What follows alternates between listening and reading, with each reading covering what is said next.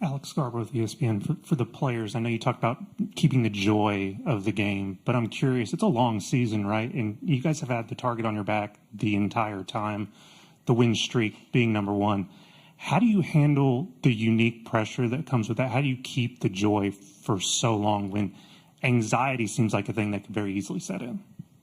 Well, the only way that you can have a joy that doesn't fade away is from the Lord. And any other type of joy is actually happiness that comes from circumstances and outcomes. I think Coach has said this before, but joy from the Lord is really the only thing that can keep you motivated, just in a good mindset, no matter the outcomes. Thankfully, we've had a lot of success this year, but if it was the other way around, joy from the Lord is the only thing that can keep you embracing those memories, moments, friendships, and all of that. So that's really the only answer to that, because there's no other way that softball can bring you that, because of how much failure comes in it and just how much of a roller coaster the game can be.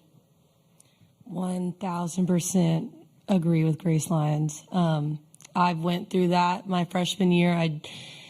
I was so happy to win the college. I've talked about this before, but I was just so happy that we won the College World Series, but I didn't feel joy.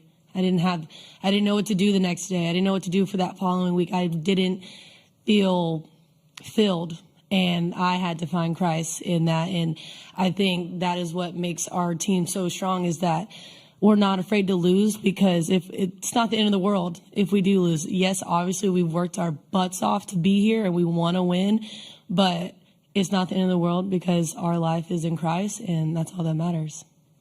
Yeah, I think a huge thing that we've really just latched onto is eyes up. And you guys see us doing this and pointing up, but we're really like fixing our eyes on Christ. And that's something where, like they were saying, you can't find a fulfillment in an outcome, whether it's good or bad. And I think that's why we're so steady in what we do, and our love for each other and our love for the game, because we know this game is giving us the opportunity to glorify God. Mm-hmm. And I just think once we figured that out and that was our purpose and everyone was all in with that, it's really changed so much for us. And I mean, I know myself, I've seen so much of a growth in myself with once I turned to Jesus and I realized how he had changed my outlook on life, not just softball, but understanding how much I have to live for, and that's living to exemplify the kingdom. And I think that brings so much freedom.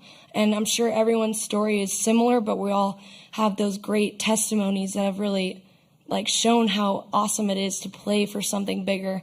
And I think that's just what brings me so much joy. And no matter the outcome, whether we get a trophy in the end or not, this isn't our home. And I think that's what's amazing about it, is we have so much more. We have an eternity of joy with our Father, and I'm so excited about that. And yes, I live in the moment, but I know this isn't my home, and no matter what, my sisters in Christ will be there with me in the end, when we're with our King. So, Patty, you've got to keep your eye on the prize.